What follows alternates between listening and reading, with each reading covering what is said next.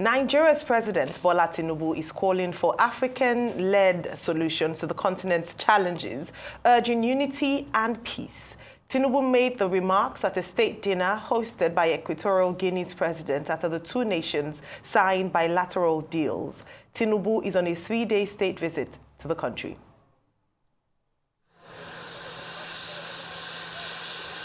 The VIP section of the Malabo International Airport comes alive.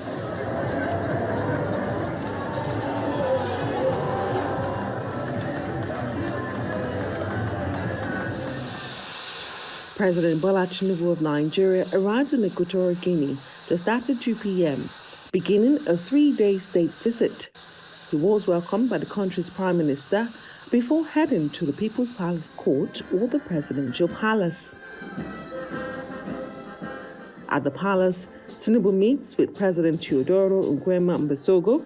The visit began with a military parade and gun salute, followed by a series of meetings between the two leaders and their delegation.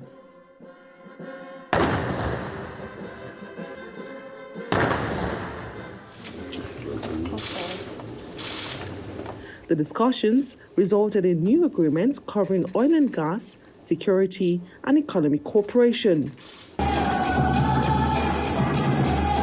At a state dinner in his honor, President Tinubu emphasizes Africa's need to drive its own development, advocating for peace and unity and rejecting external interference. They want Africa wretched and raggedy, full of conflicts,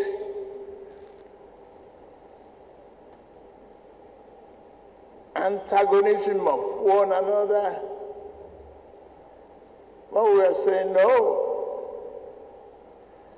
Peace, stability, and democracy is the way forward for a progressive development. Tinubu also addresses the ongoing instability in the Sahel region, calling for urgent action. He highlights issues such as brain drain, governance, and tribalism as barriers to progress on the continent. Without peace, we cannot develop.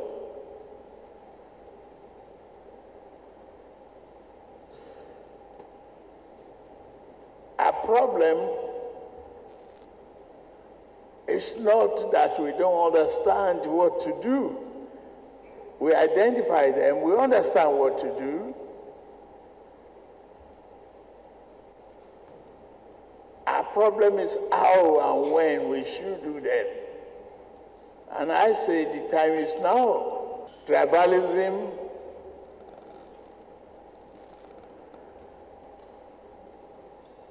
has no place in Africa.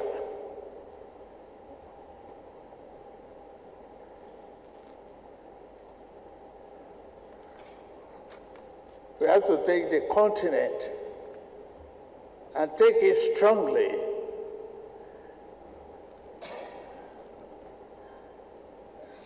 And both is together.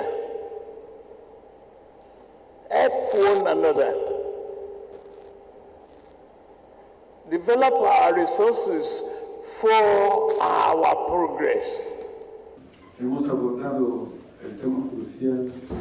President Mbasogo, speaking in Spanish, hails the visit as a milestone in strengthening ties between the two nations, highlighting decades of cooperation in areas like energy, agriculture, and education. He praised Nigeria's leadership in Africa and emphasizes the need for deeper collaboration. Mbasogo also echoed Tinubu's sentiments. He stresses that African countries must work together to address the continent's challenges while calling for reforms at the United Nations, particularly the Security Council, criticizing the lack of African representation as unjust. Both leaders pledged to work together to find African solutions to African problems, including addressing governance issues and promoting youth development. Adesowa Omoruan, Arise News. All right, African-led solutions. President Bola Tinubu is on a state visit to Equatorial Guinea. Interesting there, where he talked about no tribalism in Africa. There's no room for that. Fine, take on this. So, I mean, good outing for President Tinubu out there. There's a state, it's a state function, actually. And it's an invitation, it's a 3-day invitation. President Tinubu went with some of his ministers and they went to sign bilateral deal. This is not the first time we're going to sign bilateral deal. I think I just even ran a quick check. We had another one in 2016 thereabouts. Well, of the areas, pretty much cooperation on oil and gas, agriculture, and a lot of emerging areas of our economy. We can do a whole lot together. I mean, they said so many things, but I think there were many things said there that Umbasogo does not have the bona fide to say those things. This was a man that since he whisked his way through the coups and everything, he's held the Equatorial Guinea for how many years now? Well over 30 years. 45 years. 45 years. And he's talking about constitutional structures. These are one of the problems of Africa. Safe to say, he's one of the despots in Africa. These are the kinds of people that when you look at them deeply, the likes of Thomas Isidore Noah Shankara will say, Abba, down with African despot, down with imperialism, because these are the new African imperialists that took power through the back door. Since then, peaceful elections have not held. They keep perpetuating themselves in power. He's about one of the richest people on the continent, fleeced the continent so dry. And these are the people now talking about constitutional reforms. Yeah, I get some other things he had said, we need to have a seat on the table of the Security Council. There's a lot more that has to be done in international regional trade and cooperation, which is also a good development for the African continent. But these are not the people that have the benefit to talk about constitutional structure, people that have constantly perpetuated themselves in power. But I'll comment on the part that concerns us, which is this bilateral talks. I just see how we can quickly, implement most of these bilateral conversations we've had, for the benefit of Nigeria. And the good thing is we're at a time where we need a lot of this cooperation. Their country is rich in oil and gas. Ours too is also rich in oil and gas. So how can we have a synergy? But I do not think there's a lot we can learn as regards of structure from Equatorial Guinea. No, it's nothing. All right, All right. So Nigeria and Equatorial Guinea have quite an interesting relationship that has developed over the years. Of course, we know that Equatorial Guinea was the base for the Red Cross as they launched assistance during the Civil War. However, after that, because there was a big community, there's still a big community of Igbo people in Equatorial Guinea.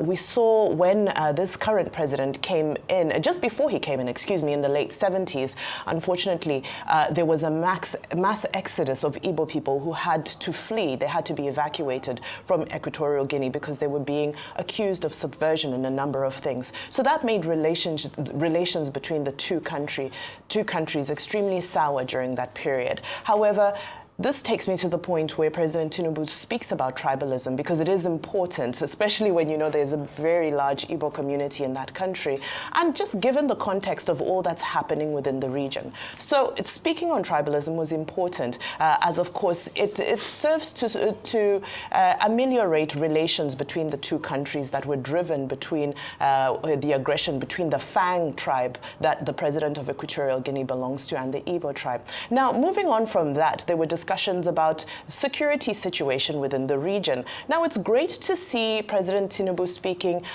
in a Pan-Africanist tone. And I wish that when the administration came into office, we had heard more of this tone. Because if you remember, what marked the beginning of the President Tinubu presidency was an aggressive approach towards a coup in Niger.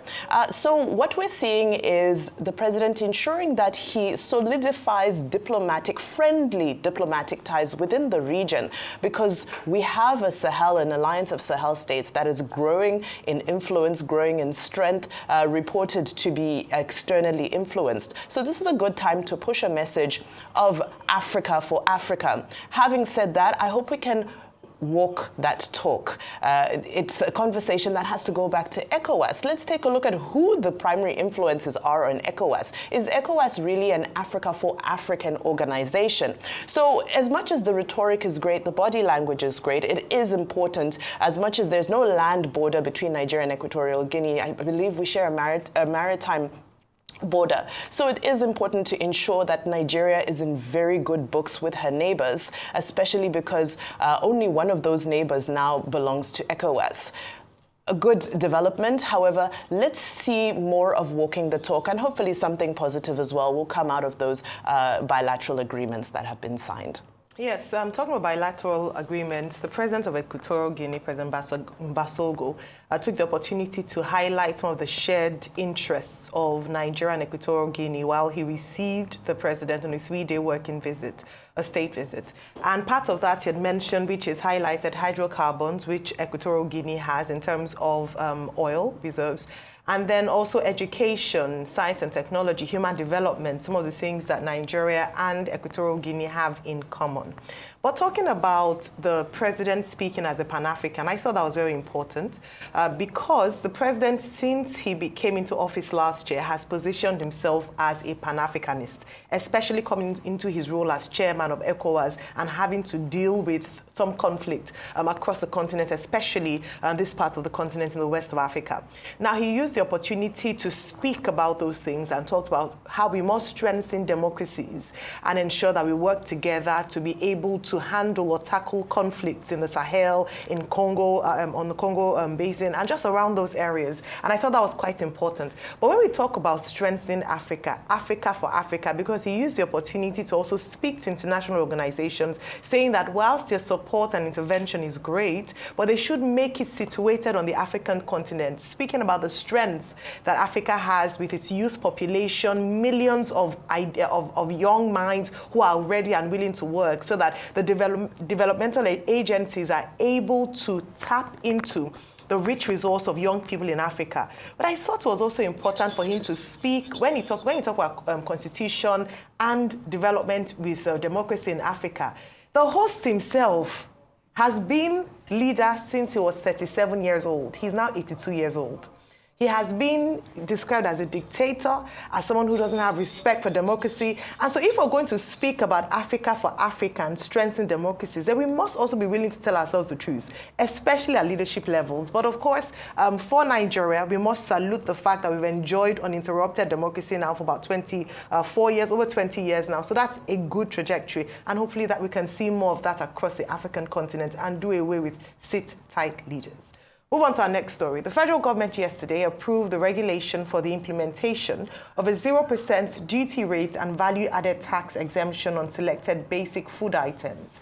Minister of Finance and Coordinating Minister of the Economy, Mr. Wale Edun, confirmed the developments to this day yesterday evening. The Nigeria Customs Service, NCS, also disclosed the development in a statement, adding that President Bola Tinubu okayed the implementation through Finance Minister. National Public Relations Officer, Chief Superintendent of Customs, Abdullahi Mewada, further explained that the new policy will take effect from August 15, 2024, that's today, till December 31, 2024. The measure aims to mitigate the high cost of food items in the Nigerian markets by making essential commodities more affordable for citizens. Music to our ears, Rufai and Vimbai especially recall that only this week we talked about the price of tomatoes coming down. So we're seeing gains and wins with regards to the price of food items in the market. Your take on this story? So, I mean, we have always advocated this.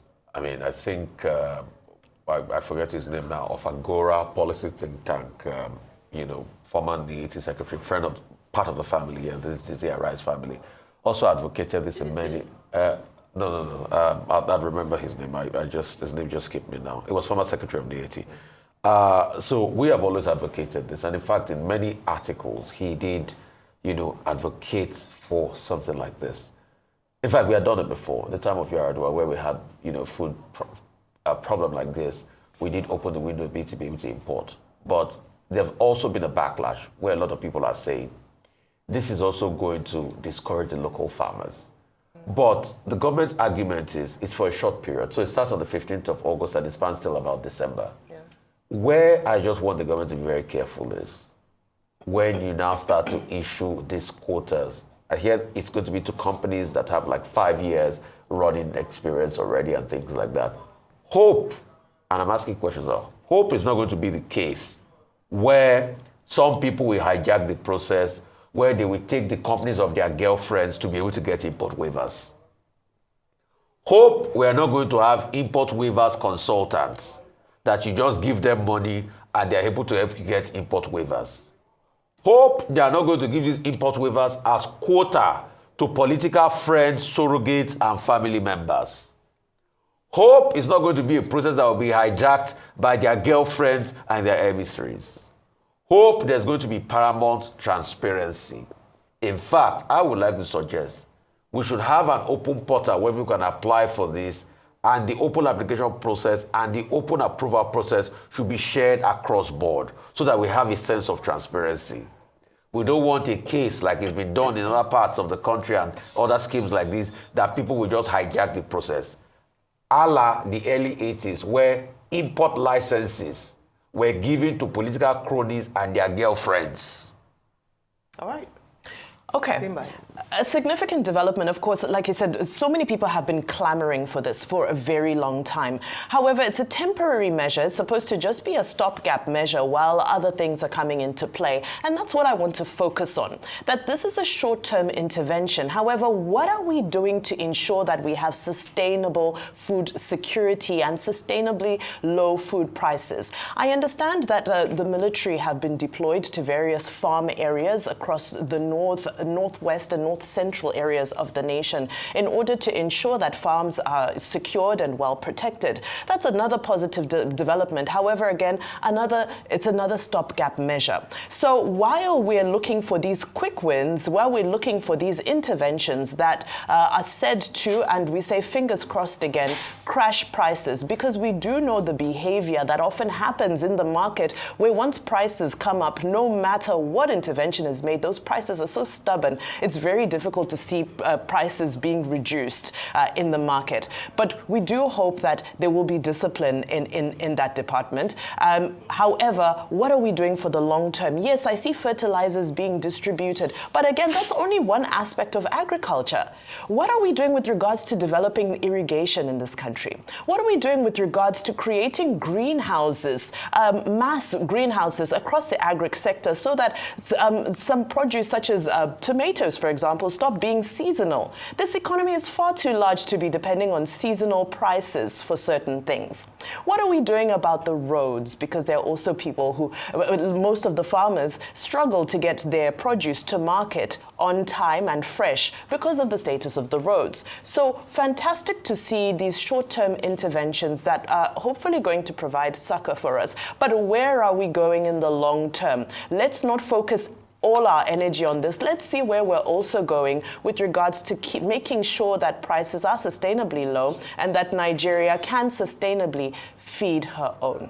All right. Waziri Adio was the name I was looking for. All right, Waziri Agora Adio. Policy that wrote a lot of articles as regards, this adversary in a while. Okay, great. So one of the agitations or the demands of the NSAS protesters, not NSAS, the End Bad Governance protesters, was end hunger, that people are hungry. We've often used the term that a number of people have used in the Yoruba language, Ebimpower, which translates to we are hungry.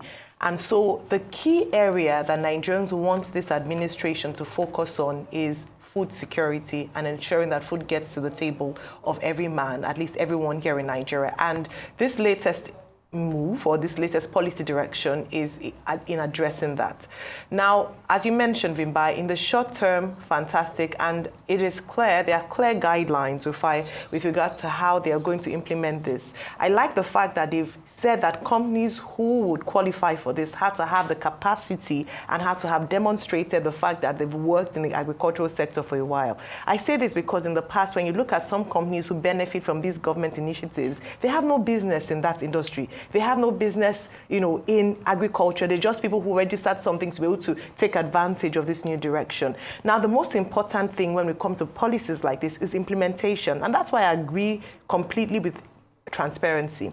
let it be possible that every Nigerian, irrespective of whether or not they have connections or know someone in customs or someone in government or in the Ministry of Agriculture, is able to access this waiver, because it will be for the benefit of all Nigerians. The more people we have who are able to take advantage of this and bring in more essential food items, the better it is for us in terms of food security. Now, looking at long term, we cannot talk about that without looking at security. And so you rightly pointed out the fact that if we don't tackle the issues, after December, we'll keep on prolonging or extending the lifetime of this policy, and then hurting further the agricultural sector, because then it would make nothing all the interventions by the previous administration to facilitate agriculture and farmers going to farm in this land. It will mean that all those interventions are wasted. And so what we don't want to do is to stifle the local economy whilst meeting the immediate needs of Nigerians. And so side by side, we must ensure that in the short term, provide food for the people, but in the long term, how can we ensure that we never come back to this situation that we found ourselves here in Nigeria? So good one, and I hope that people take advantage of it.